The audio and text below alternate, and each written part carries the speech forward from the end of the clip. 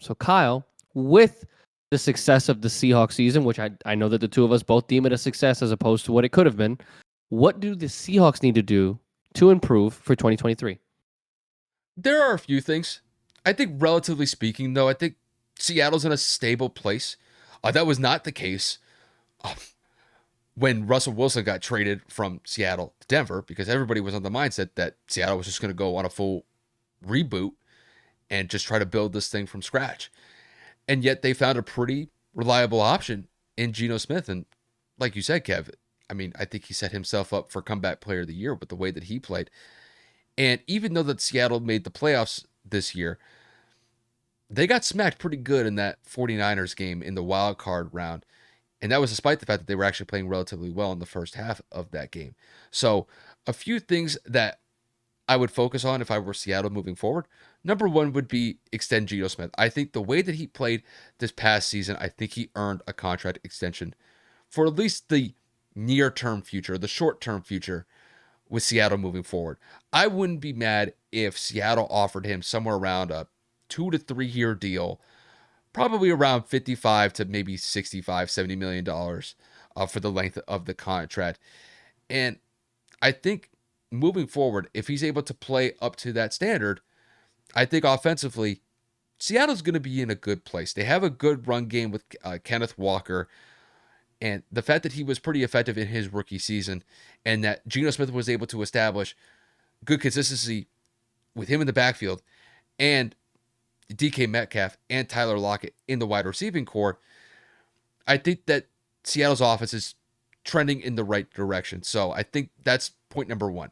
Number two would be to improve their rush defense and, to focus on that 49ers wildcard game.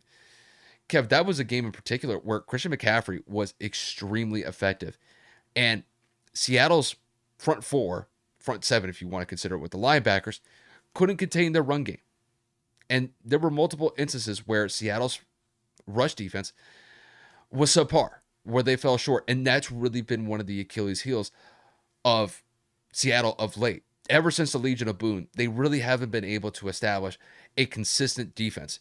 And there have been points throughout the last couple of years where Seattle has had one of the worst defenses, not only in just in recent history, but in NFL history. They were giving up huge point totals a couple of years ago and giving up God knows how many yards, at least 350, sometimes 375 yards a game to opposing offenses.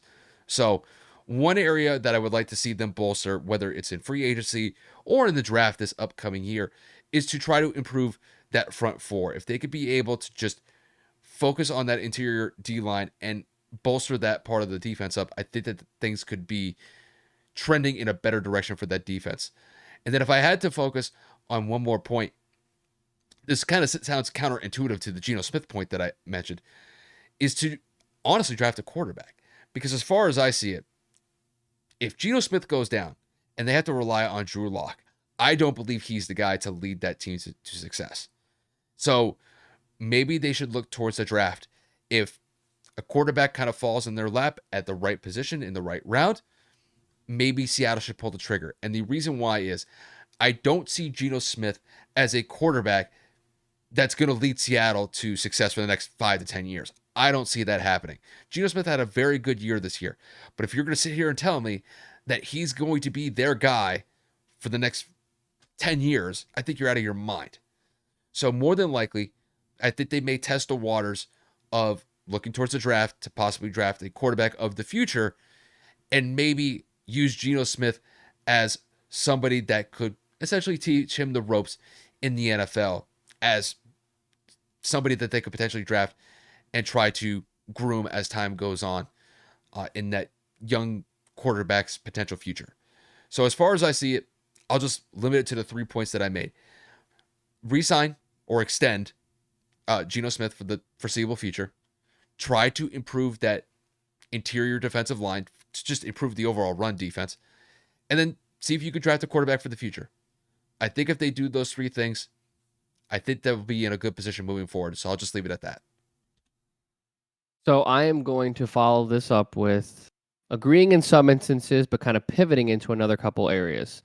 So outside of just the rush defense, I think Seattle needs to improve in a multitude of different aspects on that defensive side of the ball.